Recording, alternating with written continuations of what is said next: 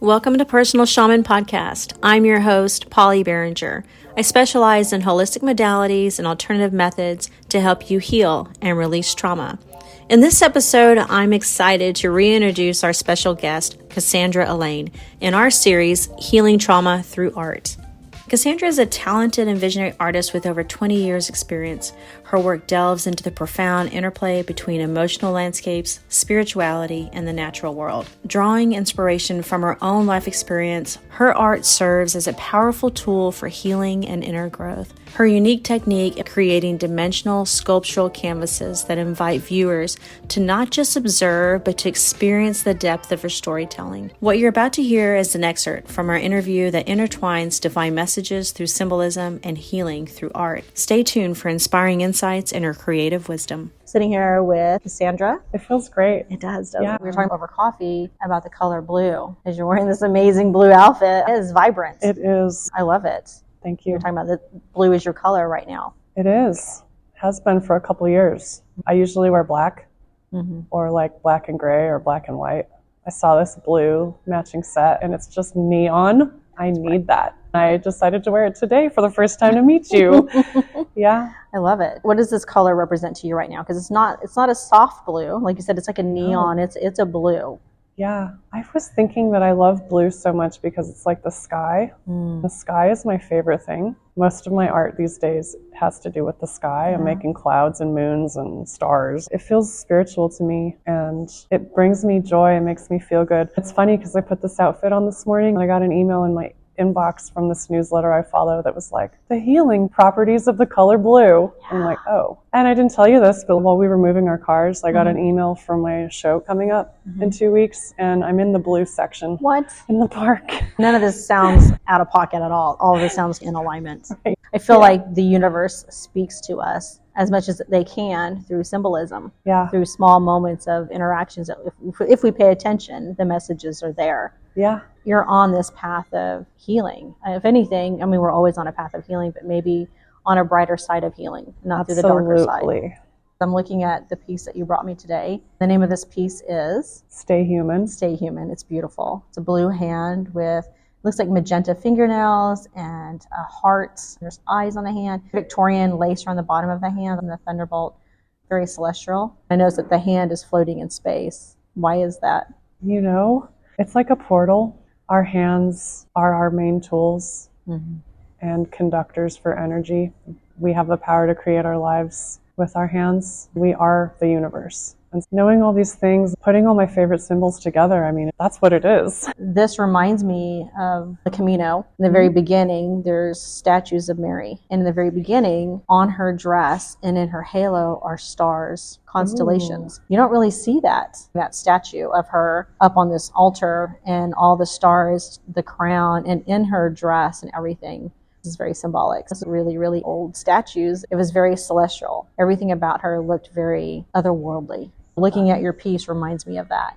Oh, I love that. Yeah. It's interesting that you thought, what's easy shapes? And you thought a hand is an easy shape. A lot of people find drawing hands is extremely difficult. Drawing a hand is really hard. And you thought, I think I'm going to make my first piece out of wood a hand. It's like, well, okay, I was there. Hands were the worst. I used to hide them in all my drawings because I sucked at them so bad. Then I was like, this is holding me back and I need to learn how to do this. Yes. So I started learning. I started by drawing one finger at a time and focusing on all the knuckles. There's so many lines and so much detail. They're so interesting to me and beautiful that I became obsessed with knuckles. And people ask me like, your hands look so old and wrinkly. And I'm like, they're not actually wrinkly or old. They're beautiful. Yeah. Look at your own hand. They have tons of lines in them and they're gorgeous. That's what I'm drawing. Isn't it amazing that people say they can tell someone's age by their hands and they automatically assume that this hand looks old?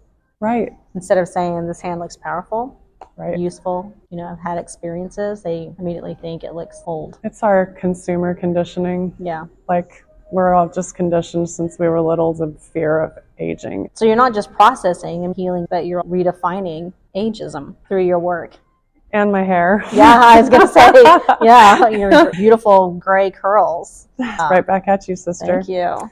Yeah, I guess I am. And I'm not even worried about it. It's just like this is what it is. It's a gift, and we got to do it. We got to run with it. I have this tattoo on my arm of this girl holding a thunderstorm cloud. And everyone asks me like, oh, what is that? And I'm like, well, that's me in 2010. But like the deep story is that was me like realizing that I had these tornado thunderstorm of emotions on the inside that I could no longer contain inside anymore, or it was going to destroy me. So I drew myself holding them outside of me. That was the first time I ever realized that I had power over how I was feeling, what I was feeling, how to process it, and how to release it. That's powerful. A lot of people just want to move through the storm, or they don't think about, I want to process, how can I get to the other side?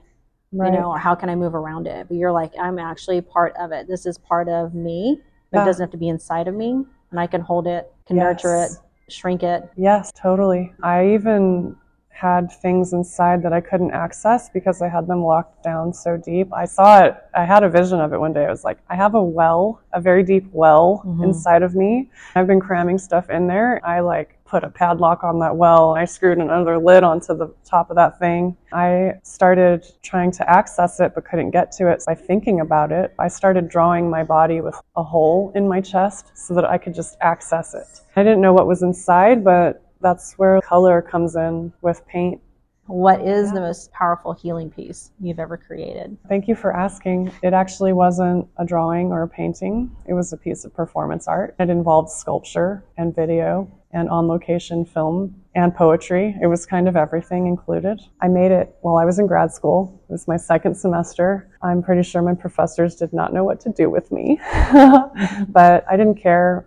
At this point in my life, it wasn't for grades. It was for my own healing, and I came to understand the reason why I went to grad school at New Mexico State was so that I could be back in my hometown where I experienced my trauma, and I could go to the place where it happened to me and like reclaim my broken pieces of my broken spirit out there in the desert. This piece I made was a combination of wearable sculpture. I made myself a mask to wear. It was a big cloud I created out of a sombrero hat that I built and turned into a big cloud so it looked like I had a cloud for a head. I made it out of paper mache, balloons, and a sombrero hat. Then I created a big fabric vagina-shaped sculpture that I wore as a belt. It covered my body. Symbolically, it was the part of me that was damaged and in my trauma. I wore that. I wore the mask and I wore the belt out at the site where my trauma happened, where I felt my whole life, pieces of my spirit. Everyone's trauma experience is different, but for me, I knew that my spirit had been broken that night, shredded into pieces, that they were still laying out there in the desert. I was going to continue to be broken until I went out there and picked them up and brought them back into me so that I could integrate and heal myself. So I used my art. I wore my mask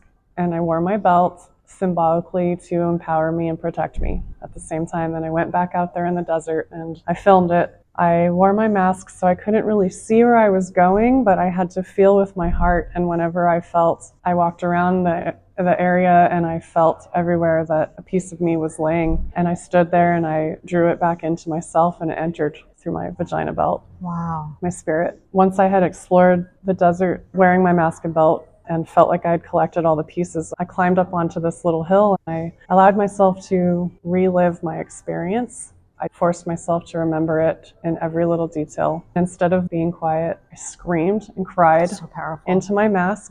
My mask contained it, and until I felt like all that emotion was out of me, it was crazy. Right at the moment when I felt like I had released it all, this like gust of wind came and lifted my mask off of me. I actually had to catch it. Then I like set it down on the ground and walked away. I had put some battery powered lights in it, and right at this moment was sunset. It looked like the mask was glowing. It was so powerful, Polly, like something shifted in me that day. It was like I used all this art and performance and sculpture and everything to become whole again. And I couldn't have done it without symbolically using my art in a way to help me. I did use drawing to help me sketch out my ideas and create the vision of what I was seeing.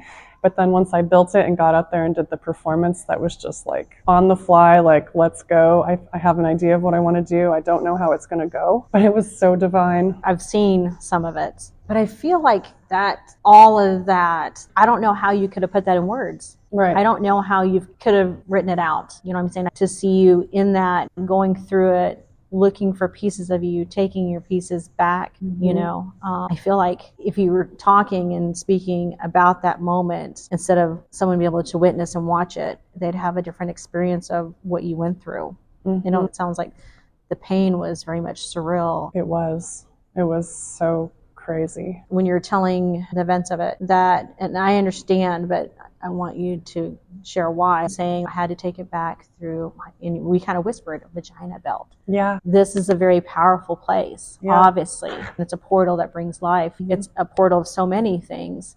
But I know for females, it's a place of, can be shame. And to even take back parts of yourself and take it back internally through the vagina. Even the word doesn't do it justice in the way that we say it. How do you feel when you were saying it? There's definitely no shame in it, but there's a whispering to it. Yeah, I don't know why. It's so, you pointed that out. I didn't even realize I was like whispering it.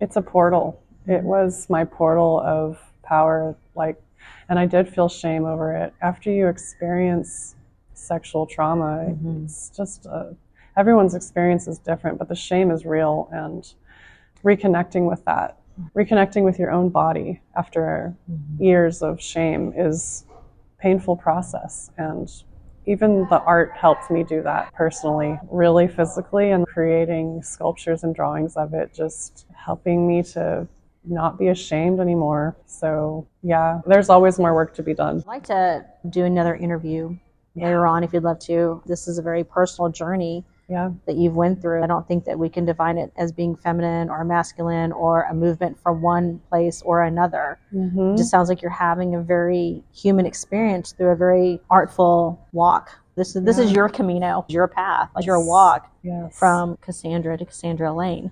Absolutely. I went through that whole performance piece I just described and made my work true to me, like that actually transformed me. I felt like, okay, I can own me. I'm proud. I'm proud to be me. I feel empowered. You took your part back. Yes. Took pieces of yourself back. It's true.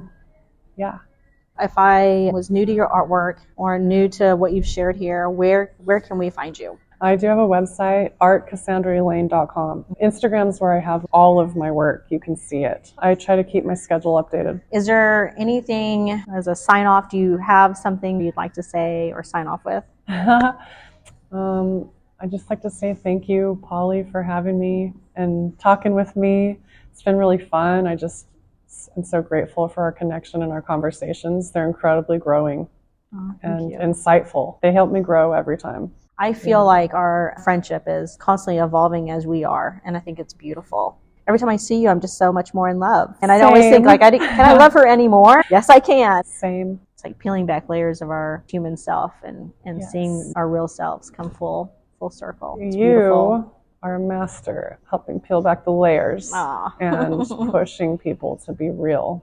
And I am so grateful for that. Thank you. I appreciate you. I love you so much.